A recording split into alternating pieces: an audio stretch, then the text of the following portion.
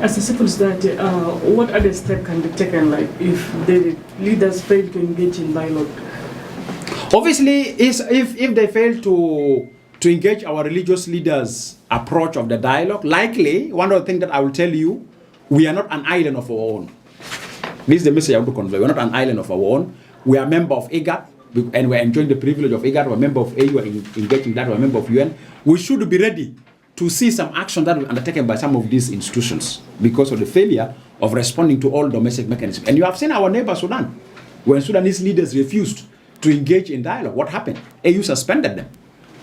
So you are likely to see similar actions of suspension of either South Sudan from some of the mechanisms, which we don't wish us to reach to that level. But likely, we may see either some governments pronouncing things like cutting bilateral relationship with South Sudan in terms of diplomatic relationship, or we may see some people being sanctioned, we may see our membership is being suspended. And the worst is that also, if they don't embrace dialogue, they will turn the country into the proxy war that I've mentioned already. So, absence of engagement in dialogue is worsening the situation we're in now. If the leaders want to tell us that they are really for the common citizens of South Sudan, let them enter to dialogue right now. And anyway, none of them is a foreigner. And none of them can deny the existence and the presence of any one of them in South Sudan. They're all South Sudanese. Whether they like it, they don't like it, they have to coexist South Sudanese with their political differences. But if they tend to use violence as the best way, the only thing is that they will continue committing atrocities. And likely, it is a reputation everywhere.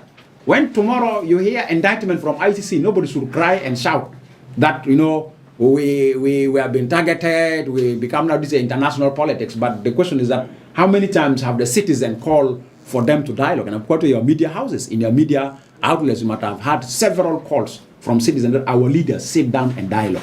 We embrace your leadership. So, and of course, I may say, oh, we are not a member state of Rome, but Bashir faced ICC without being a member state of Rome. We are not calling for that. We are telling them, don't go for that pathway. And for you to go for that pathway is embrace dialogue now.